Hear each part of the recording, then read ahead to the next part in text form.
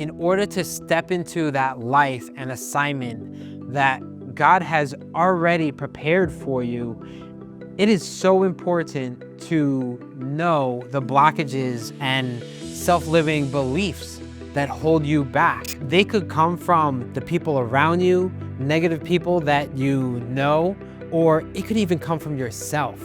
You could create self-sabotaging beliefs that become strongholds in your life. And it's so important to identify those so that you can overcome them. So let's say, for example, you are surrounded by negative speaking people, and you have to really beware of telling your dreams to those type of people, negative or small-minded, because when they tell you that you can't achieve the desires in your heart that you want to achieve, it's not because they believe that you can't do it, it's because they believe that they can't do it.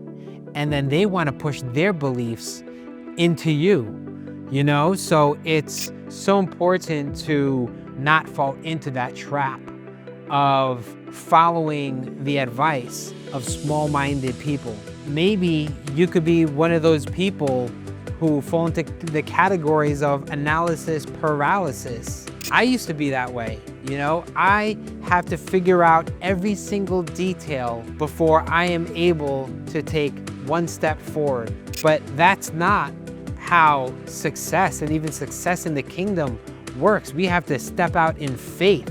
We don't need to see the whole staircase, but we have to take the first step, okay? So don't wait for the situation to be perfect. In most cases, it never is perfect, It reminds me of when we first decided that we wanted to have kids, and we were like, no, we need to make this amount of money, we need to be living in this place first, and we realized the situation will never be perfect. So we need to just move forward and take the leap, and everything's gonna work out in place, because that's what God says. All things work out for our good.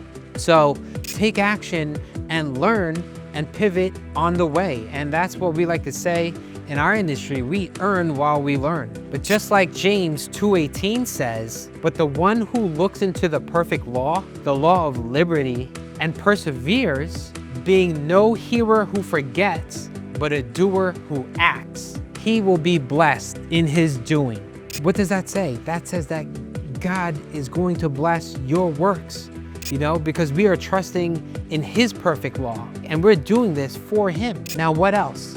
What are some of the most common self-limiting beliefs that we tell ourselves that prevent us from success? Many people think they don't have time, but let me tell you, after over a decade in business, it's never a lack of time, but a lack of prioritization of time. God gives us all the same 24 hours. And if he gave us 24 hours, that's all that we need. And what we do within those 24 hours is what creates the life that we have. A little productivity tip would be to follow the Pareto principle. In other words, it's called the 80-20 rule. And what that principle states is that 80% of our results is generated from just 20% of our efforts, okay? 80% of our results are generated from just 20% of our efforts.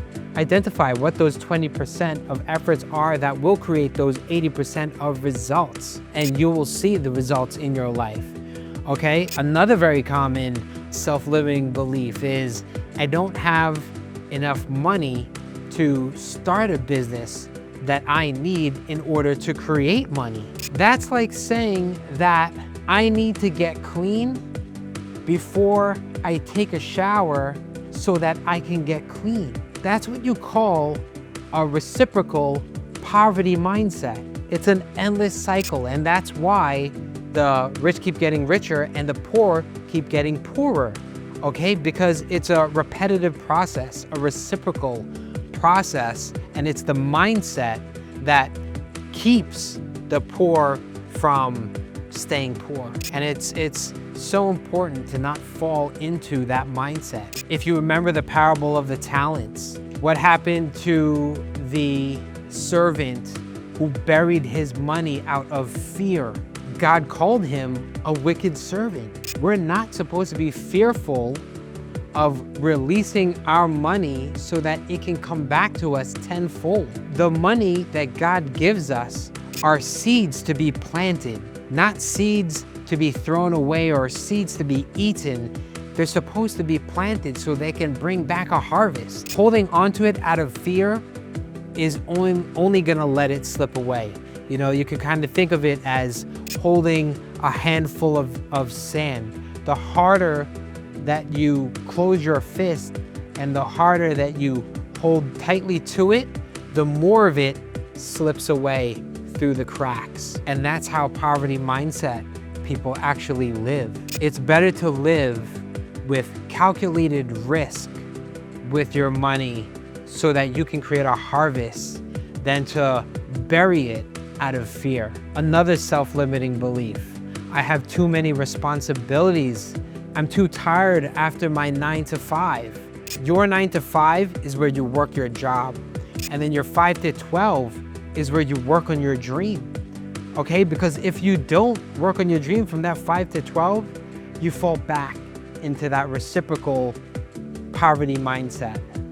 You say your desire is to break free from that rat race, but the rat race is taking up too much of your energy in order for you to create the freedom in order to break out of that rat race.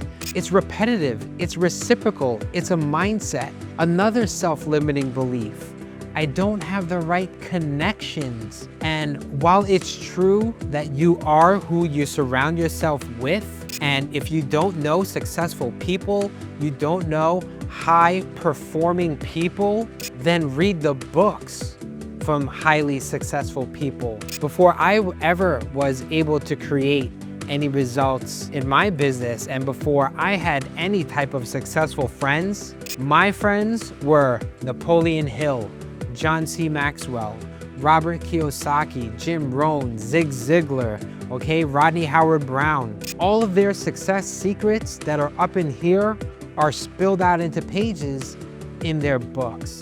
But not only that, you are going to get to meet an amazing community of people within this program. We have such amazing trainers, such amazing leaders, and people that are just like you, that are also striving for success, learning and building from the ground up. Learn from them. And last but not least, a self-sabotaging belief of unbelief. Belief that I can't do this, I can't make it, no one in my family has ever achieved this, so I can't. God wants you to walk out in faith, not by sight, okay? So regardless of what your environment looks like, regardless of what your background was, you step out and walk according to what God says you are. My background and my history on paper looks like a person who should have never achieved a single thing. I never did good in school. I didn't have good grades. I dropped out. My teachers thought I would never amount to anything because I just would not listen. So step out in faith, because God is not looking for a qualified person. He's looking a person just like you and me to qualify to show His mercy and His goodness in our lives, because that's what's going to glorify Him. Discover what are your limiting beliefs. Okay, so there's questions in the bottom of this lesson that you can answer so you can identify those limiting beliefs so that with clarity, you'll be able to overcome them.